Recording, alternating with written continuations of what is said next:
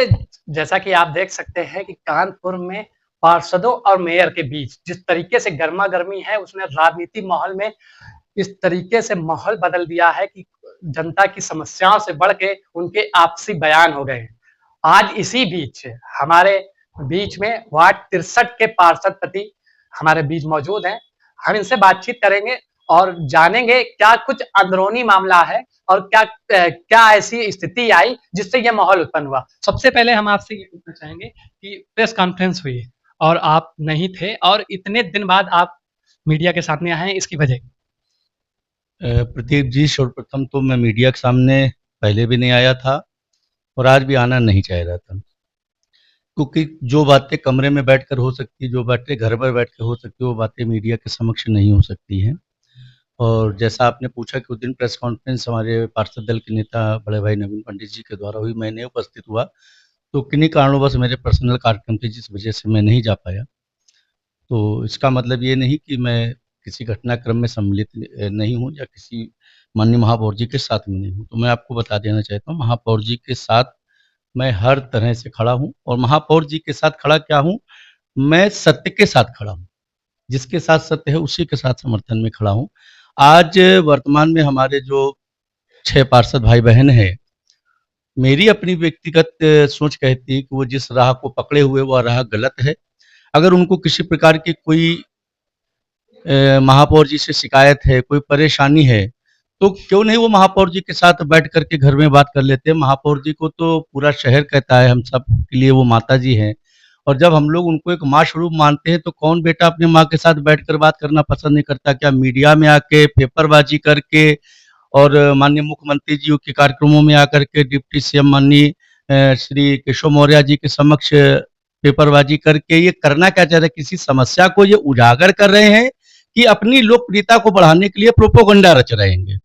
Mayor आपकी mayor के भी ऐसे बयान, भड़काऊ बयान आते हैं, सोशल मीडिया वायरल होता है, उसको पेपर भी छापता है, इसके विषय क्या कहना? नहीं, आप देखिए कि जब से यह घटनाक्रम प्रारंभ हुआ है तब से आज तक माननीय महापौर जी का कोई भी वक्तव्य मीडिया पर नहीं आया। और आप जिस वक्तव्य की बात कर रहे हैं, अभी मैंने उससे पहले कहा ना कि उनको लोग प्यार से माता जी कहते हैं, तो आप देखिए जिस घटना को ये लोग बार बार चला रहे हैं, हमारे आप मीडिया बंधु या मीडिया बंधु भी नहीं, कुछ लोगों ने चलवा दिया उसको, तो उसमें भी देखिए वो मजाक के लहजे से एक पत्रकार भाई को प्यार से दुलारते हुए, हाथ से थपथपाते हुए बोल रही कि बेटा तुम लोग ये सब कुछ कर रहे हो।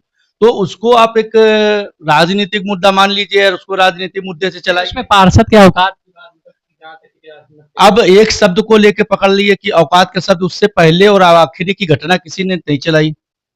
अगर उसके पहले की घटना की वो औकात शब्द किस प्रयोग में आया, किस घटनाक्रम में आया, क्या उन्होंने किसी पार्षद का नाम लिया क्या कि उस पार्षद की औकात थी? किसी पार्षद का नाम लिया हो महापौर जी ने तो हमको वो डिबेट दिखला दीजिए कि महापौर जी ने किसी पार्षद भाई बहन का नाम लिया। आखिर ऐसी क्या वजह हुई जो इतना बड़ा विवाद उत्पन्न हो गया? असली वजह पूरी जनता जानना चाहती है। असली वजह हमने आपको भी बताई थी। क्या ये उनकी बार बार कह रहे जनता की शिकायत, जनता की शिकायत, जनता की शिकायत को लेकर मुद्दा बनाए। जनता की शिकायत क्या मीडिया बंधु के सामने अखबारों में छप करके ठीक होगी क्या कि बैठ करके ठीक होगी? माननीय महापौर जी के साथ हम बैठ सकते हैं। हमारे कैबिनेट मंत्री उत्तर प्रदेश सरकार के योगेंद्र उपाध्याय जी के साथ सर्किट हाउस में 5 घंटे सकारात्मक बैठक चली और जब उन्होंने सबको आपस में बैठ के समझा दिया था, उसके बाद क्यों नहीं आप लोग मानना चाहते? भाई आपको वरिष्ठ नेतागण समझा रहे, जिला अध्यक्ष समझा रहे, सब लोग समझा रहे और उसके बाद भी आप 2-4-10 दिन शांत रहते, फिर आप एक नया प्रोपोगंडा लेके आ जाते महापौर जी के खिलाफ, फिर महापौर जी के खिलाफ। महापौर जी कोई तथ्य, कोई सबूत है आपके पास?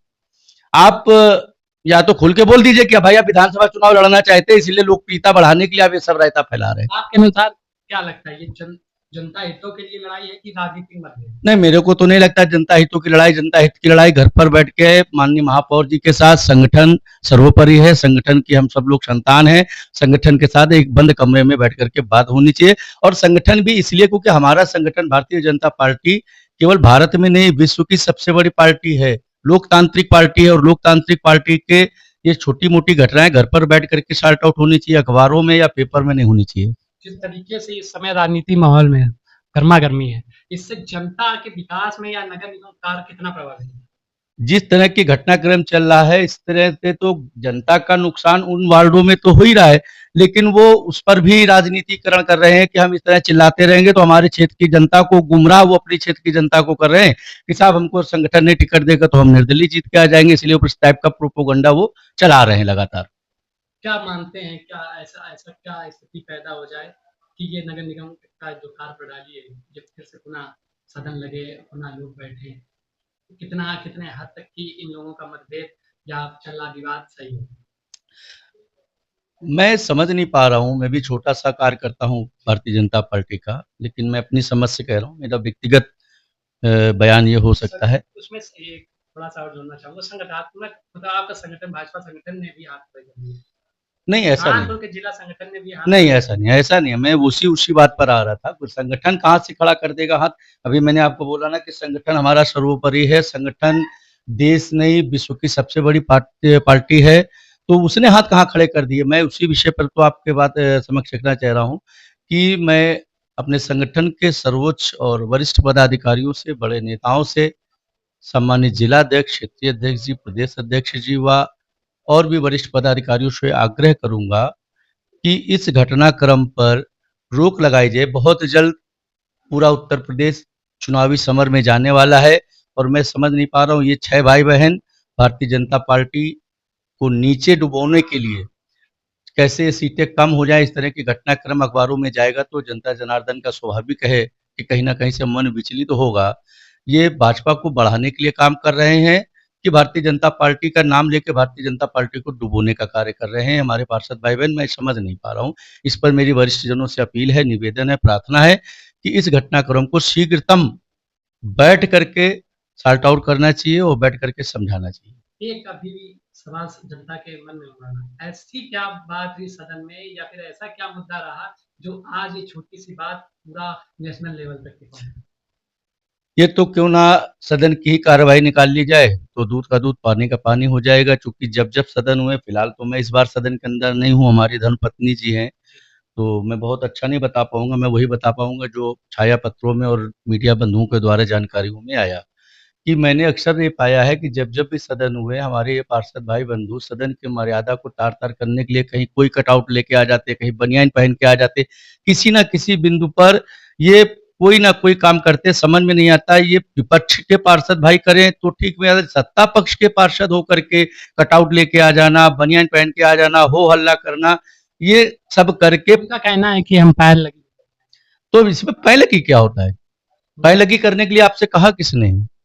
ऐसा उनका कहना है कि उनका पुत्र जो चाहता है वही उसी को काम मिलता है, उसी को। अच्छा, आपको प्रदीप जी जानकारी नहीं होगी तो मैं आपको जानकारी दे दूं। अभी आपने मुझसे क्वेश्चन किया, मैं पूछना चाहता हूँ अभी तक ऐसा क्या था कि 2023 में जीत करके सभी पार्षद भाई बंधु आए थे, तो 2023 से लेकर 2025 तक इतनी दांत काटी रोटी वही माननीय अमित भैया के बंटी भैया से और महापौर जी से क्या था जो साथ में बैठ बैठ करके फोटो खिंचवा रहे थे, सारे काम करा रहे थे।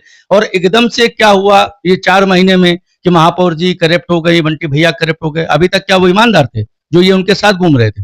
इनके उल्लू सीधे बंद हो गए।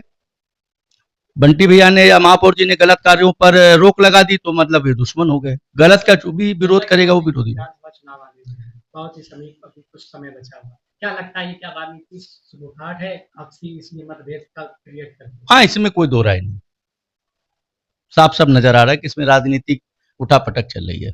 आपको क्या लगता है कि जिस तरीके से उठापटक चल रही है तो इसमें और भी बड़े खुलासे हो सकते हैं? क्योंकि एक तरफ 75 पार्षद, एक तरफ मतलब सारे पार्षद ले लिए, एक तरफ 6 बागी पार्षद, ये दोनों एक दूसरे को एक्सपोज करने में लगे, तो क्या लगता है आगे और भी खुलासे हो सकते हैं? खुलासे की तो मैं नहीं बता सकता, ये बहुत बड़ी बात आप पूछ रहे हैं, हमारे लेवल का मामला नहीं है।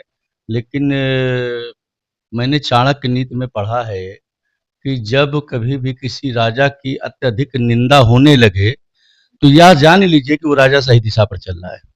एक व्यक्तिगत सवाल, अगर आपको मध्यस्थता करने का मौका मिल जाए कि मेयर और 6 बागी पार्षद तो हम बैठा के या फिर ऐसा कुछ करके, तो आपके मन में क्या विचार आएगा, किस तरीके से कर सकते हैं और आगे जनता के जो सर्वोपरि?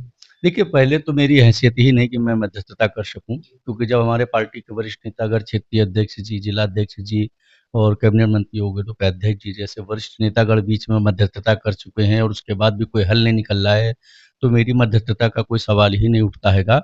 और फिर भी अगर ऐसा कभी अवसर मिला तो मैं अपने आप को भाग्यवान मानूँगा।